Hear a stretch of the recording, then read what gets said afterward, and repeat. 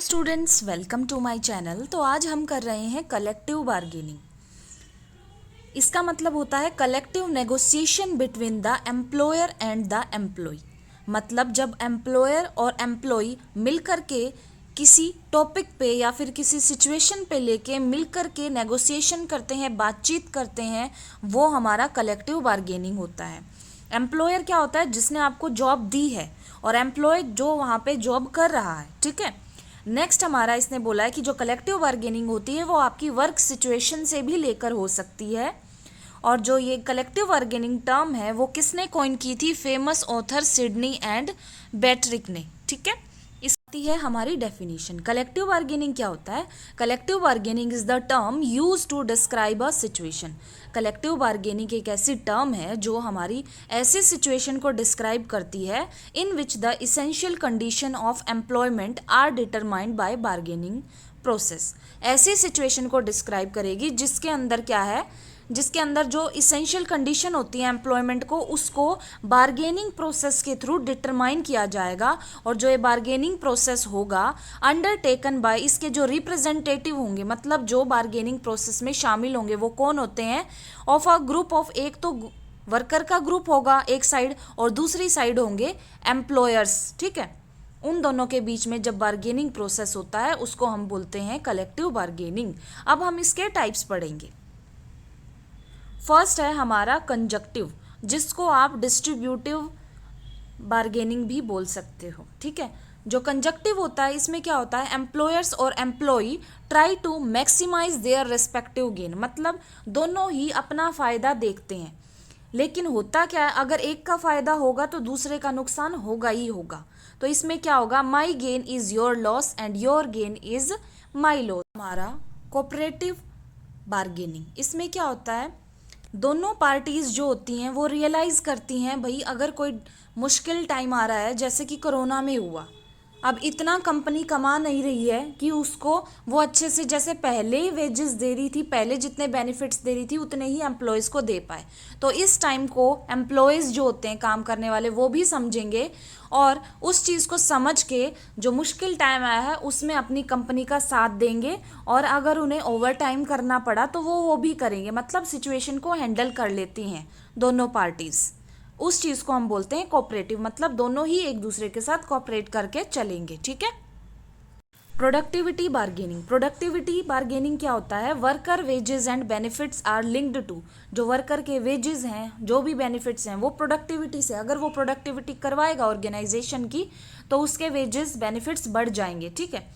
Second है आपका worker able to exceed the standard productivity norms. Worker, जो worker होगा, अगर वो जो उसके ऑर्गेनाइजेशन के स्टैंडर्ड्स और जो नॉर्म्स, रूल्स, रेगुलेशन है, अगर उनको फॉलो करते हुए प्रोडक्टिविटी को इंक्रीज कर रहा है तो भी क्या है, उसके वेजेस को बढ़ा दिया जाता है। Standard productivity is finalise through negotiation. लेकिन जो प्रोडक्टिविटी होती है उसकी, वो भी नेगोशिएशन के बेस पे होती है। पहले ऑल ओवर डिस्कशन किया जाता है एम्प्लॉयर्स के बीच में, एम्प्लॉयज़ की सिचुएशन को देख के कि भाई कितना काम किया है, कितना प्रोडक्टिविटी की है उसने अपनी ऑर्गेनाइजेशन के अंदर, उसके बिहाफ पे फिर डिसाइड होता है, एंड देन फिर उसके वेजेस और बेनिफिट्स को जो है इंक्रीज कर दिया जाता है। नेक्स्ट है हमारा कंपोजिट बार्गेनिंग। कंपोजिट बार्गेनिंग में क्या होता है? Labour bargains for wages as usual but goes a step further demanding equity. इसमें जो काम करने वाला होता है वो वेजेस के लिए तो एज यूजुअल जैसे पहले की तरह होता है कि नहीं हमारी सैलरी बढ़ा दो, सैलरी, इसके लिए तो वो करता ही करता है बार्गेन। लेकिन इसके साथ एक और स्टेप क्या लेता है? इसके साथ साथ वो एक और चीज़ के लिए जब डिमांड करने लग जाए, एक और चीज़ के लिए बार्गेन करना शुरू कर दे, तो उसको बोलते हैं कंपोजिट बार्गेनिंग। ठीक है। नेक्स्ट है हमारा कंसेशनरी बार्गेनिंग। कंसेशनरी बार्गेनिंग में क्या होता है? Where workers cut their benefit gained previously. इसमें कंसेशन में अगर जो वर्कर है वहाँ का उसको बेनिफिट मिल रहा है, लेकिन अगर वो बोल दे कि नहीं मुझे अभी नहीं चाहिए ये बेनिफिट, मैं आगे कभी ले लूँगा, तो मतलब वो उस बेनिफिट को कट कर सकता है अगर वो चाहे तो। मतलब वो कंसेशन ले सकता है कि भाई मैं बाद में ले लूँगा या फिर मुझे पहले चाहिए, जैसे भी वो करके उस चीज़ के लिए वो बार्गेन जब करता है उसको कंसेशनरी बार्गेनिंग बोलते हैं। ठीक है, आपका इसमें प्रोसेस क्या रहेगा कलेक्टिव बार्गेनिंग का, एक बिल्कुल सिंपल सा प्रोसेस है इसमें। फर्स्ट है आपका प्रिपेयर, दोनों पार्टीज को प्रिपेयर है होना चाहिए कि क्या रिप्रेजेंट करने वाले हैं, जो आपका कलेक्टिव बार्गेनिंग का टॉपिक है वो क्या है, आपको किस चीज़ पे नेगोशिएट करना है, किस चीज़ पे आपको बैठ के बातचीत करनी है, क्या कंडीशन है, क्या सिचुएशन है रिगार्डिंग योर स्टैंडर्ड पॉलिसीज जो भी है। प्रिपेयर हो जाएंगे, उसके बाद दोनों पार्टीज क्या है डिस्कस करेंगी, पार्टीज क्या है डिस्कस करेंगी और डिसाइड करती हैं रूल्स को, पॉलिसीज को जो वो अपने एम्प्लॉयर्स के लिए रखने वाली हैं। ठीक है, नेक्स्ट है आपका पर्पस, पर्पस कि जो भी उन्होंने रूल्स और रेगुलेशंस डिसाइड किए थे उसके रिगार्डिंग ब्रेनस्टॉर्मिंग होती है दोनों पार्टीज के बीच में, एंड देन फिर क्या होता है बार्गेन होता है दोनों पार्टीज में। बार्गेन कैसे कि भाई ये अच्छा है, ये रूल अप्लीकेबल है नहीं है, इस तरह से उन दोनों के बीच में क्या है बार्गेन होता है। ठीक है, नेक्स्ट आपका क्या है, नेक्स्ट आपका है सेटलमेंट। फिर दोनों ने बातचीत कर लिया, अब सेटल हो गए हैं, उनको क्या कर लिया उन्होंने कंसेंशुअल एग्रीमेंट हो गया है दोनों पार्टीज में, मतलब दोनों की सहमति से एक लास्ट में डिसीजन हो जाता है। ठीक है, ये हमारा स्टेप्स है। अब नेक्स्ट है हमारा इंपॉर्टेंस क्या रहने वाली है कलेक्टिव बार्गेनिंग की।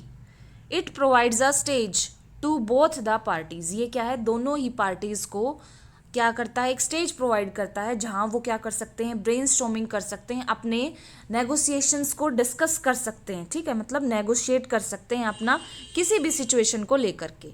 नेक्स्ट आपका क्या है, it benefit both the parties, दोनों ही पार्टीज का इसमें फायदा होता है।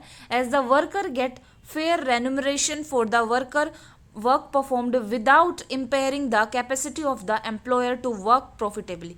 इसमें क्या होगा, जो वर्कर होगा अगर वो अच्छे से काम कर रहा है, फेयरली वो काम कर रहा है, तो उसकी सैलरी वेजेस भी बढ़ाए जाते हैं एज पर उसकी परफॉर्मेंस को चेक करने के बाद। ठीक है, और उसकी जो एम्प्लॉयर की कैपेसिटी होती है ये भी देखना है कि भाई वर्क में जो है उसको प्रॉफिट हो रहा है या नहीं है। ठीक है, ऑल चीज़ें चेक करने के बाद क्या होता है दोनों ही पार्टीज का बेनिफिट होता है इसमें।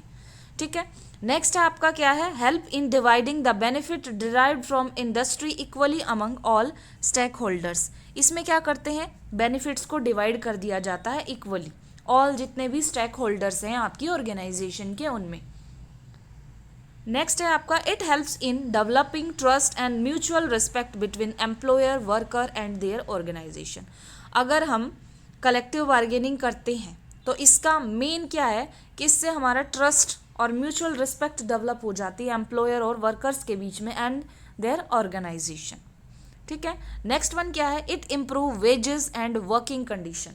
इससे क्या होता है जो वेजेस हैं और वर्किंग कंडीशन है उसमें भी एनहांसमेंट होती है, इम्प्रूवमेंट होती है। ठीक है बच्चों,